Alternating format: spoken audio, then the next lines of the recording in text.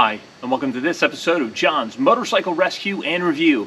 Today I'll be reviewing Honda's 2007 through 2009 Shadow Spirit 750.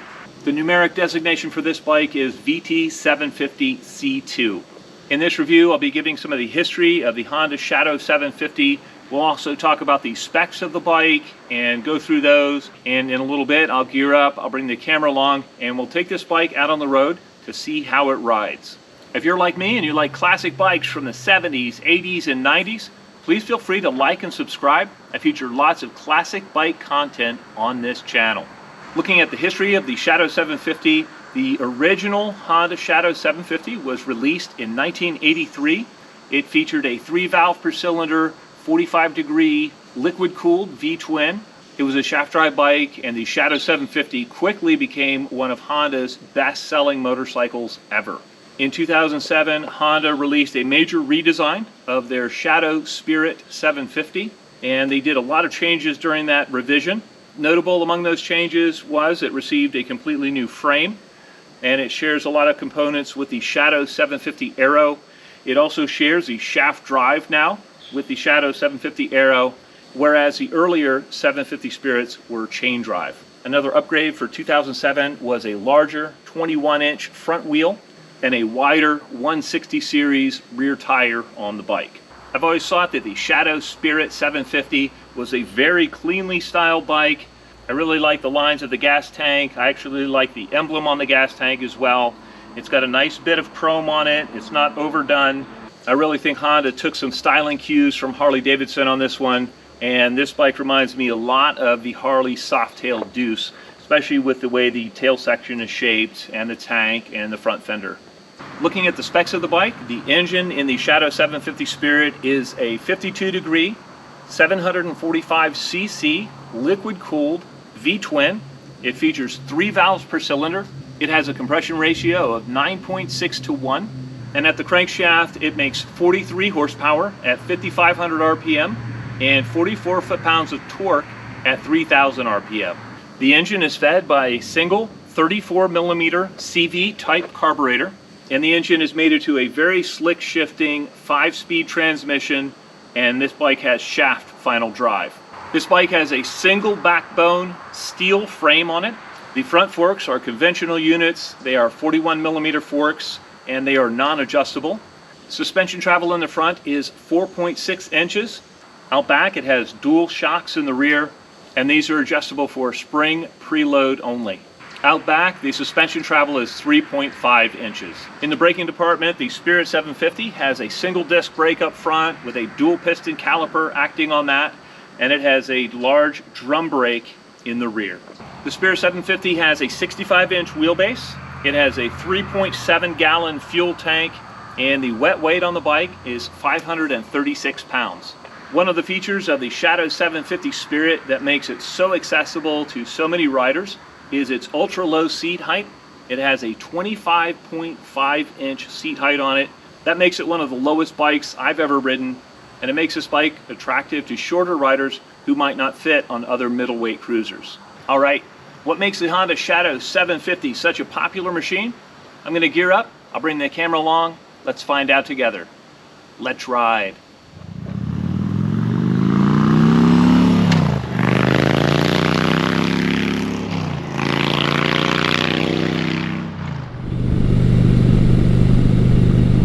I am currently riding Honda's 2009 Shadow Spirit 750. And this is just a nice, relaxing bike to ride. Honda did a very good job in designing a bike that is easy to use.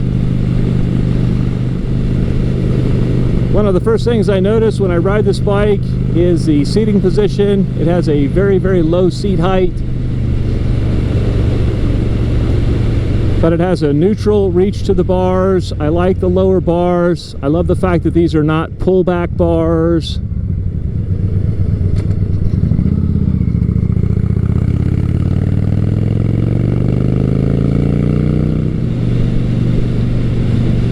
The gearing on this Honda is very nice. It's kind of a widely spaced 5-speed transmission. The shifting is beautiful, very easy, very smooth.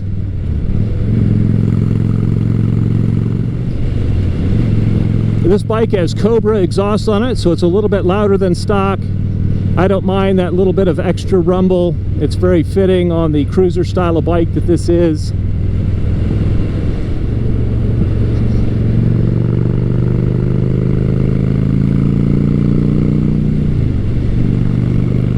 Handling in the corners is very, very nice.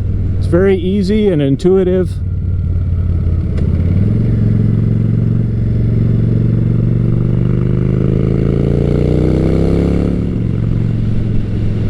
I get the feeling in the corners that I would run out of ground clearance long before the chassis ever got twitchy on this bike.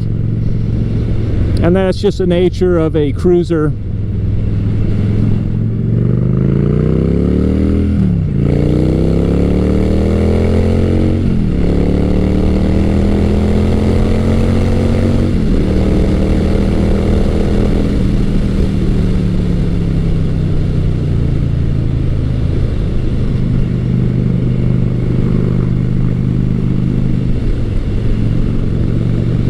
This bike has no problem getting up to highway speeds fairly quickly. It has that nice V-twin sound to it, and even when you're revving it out, it's not ultra vibey.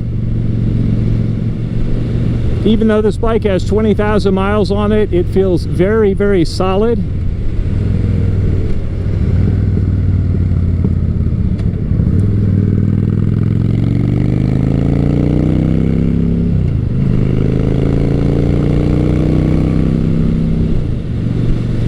Being a tall guy, the seating position on this bike is a little bit on the cramped side. I'm 6'4", and so that's to be expected on a cruiser with a low seat height. But I think for a lot of riders, this bike is really going to offer them a point of entry in the mid-size class that they might not have if they're shorter riders.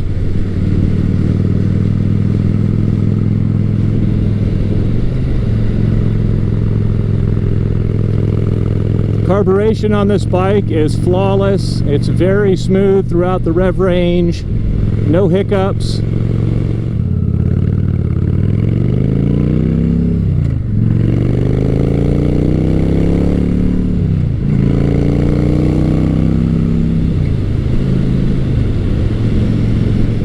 The braking power from the single front disc is very good. I'm not sure what compound of brake pads are on this bike, but they have very good initial bite to them. And I'm actually surprised for a bike in this weight class with a single disc brake at how well this bike stops with the front brake. The rear brake functions pretty decently as well, and it only lacks a little bit of feel due to the fact that it's a drum brake. Instrumentation wise, this bike simply has a large speedometer on it. It does not have a tach, it doesn't have a fuel gauge, it doesn't even have a low fuel light to my knowledge. And the only other bit of instrumentation on it is the temperature light if your bike would overheat. And I'll be honest, on most cruisers I don't like the placement of the speedometer because I simply can't see it. I have to look down in my lap, and that means taking my eyes off the road.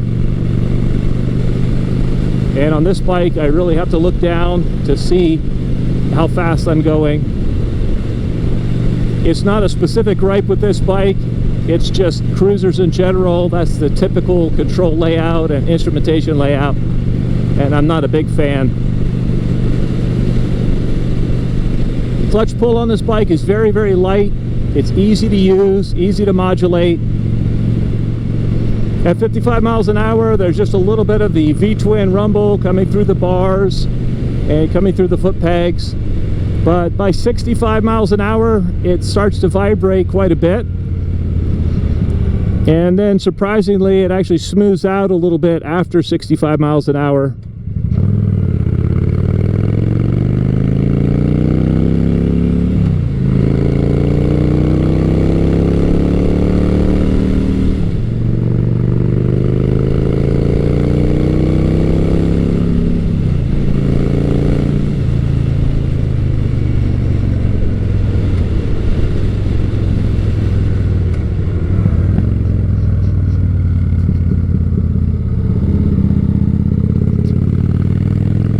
The engine in the 750 Shadow is notably reliable.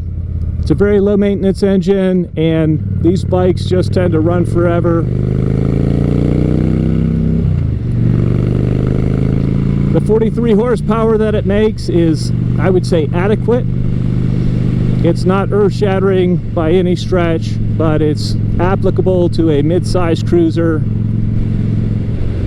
On smoother roads, the suspension is certainly adequate, although on bumpier roads like this one, it can get a bit harsh, especially in the back, and that's just due to the shorter travel nature of a cruiser-style bike.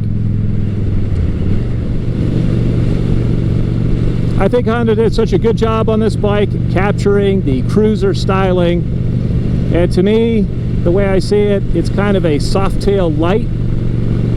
It's going to be lighter and easier to manage than that bike, much less expensive, and it just gives a nice option for smaller statured riders who want a mid-size bike. Even though this bike isn't expensive, it really brings a high level of refinement to the mid-size cruiser class, and it's easy to see why Honda sold so many of their Shadow 750s.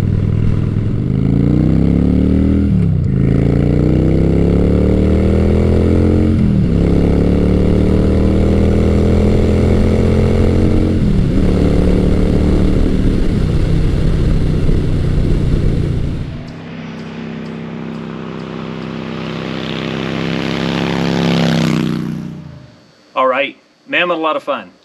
It's easy to see why Honda's Shadow 750 line is such a popular line of motorcycles.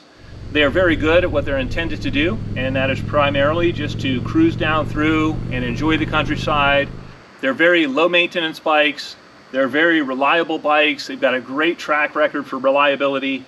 If you want a bike that you can just get out and hop on it and hit the start button and go, it's really hard to beat these Honda 750 Shadows. When riding the bike, one thing that really stood out to me was the stability of the bike, and yet it's very easy in the corners. It's very intuitive to ride. Even though this bike does not have a tachometer, you can kind of tell when it's time to shift by the engine feel. It's certainly not overwhelmingly powerful, but the 750 engine is adequate for most riding situations, and it's a relaxing power plant. It's smooth throughout the rev range. The transmission is excellent. It's a very smooth shifting unit. There's no real negatives to this bike being shaft final drive. It doesn't jack up excessively or handle oddly because of that. On this particular bike, even though it has a single front disc, I found the braking power to be adequate with the front.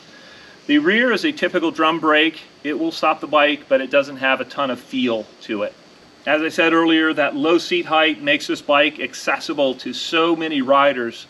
For me, as a tall guy, I don't fit this bike too well. I'm 6'4", and so I find the riding position a little bit cramped with my feet the way they are. And for me, it's not a long distance machine, but it fits the vast majority of riders fairly well. This bike handles surprisingly nicely in the corners. I really like the way it flows through from side to side. It's very easy to manage, very confidence inspiring, and the only downside is with it being a cruiser, it doesn't have as much ground clearance as on a standard style bike. If I had to nitpick the bike, there are two areas that I noticed while riding it that kind of stood out a little bit to me. The first one is it does have a vibey spot at right around 65 miles an hour. It's very smooth below that speed, and it smooths out somewhat above that speed. So you can definitely ride around that issue, but it's something to be noted. Another thing I noticed is that the rear suspension on the bike could use a little bit more travel and a little bit more damping. I could play with a spring preload a little bit, and it may help the situation. I had a couple of instances where I hit bumps of a certain frequency, and the bike kind of wanted to bounce a little bit or pogo a little bit after I hit those bumps. Other than that, it was pretty well controlled, and especially on smoother roads, this bike rides really nicely. From a design standpoint, I think Honda chose the style of the bike, that long and low stance that makes this bike look so neat, over the optimal function of the rear suspension. It just does not have enough travel to be super plush. Well, I'd love to know what you guys think. If there are any Shadow Spirit 750 fans out there, please let me know in the comment section below. As always, I hope you found this video entertaining and informative, and until next time, enjoy the ride.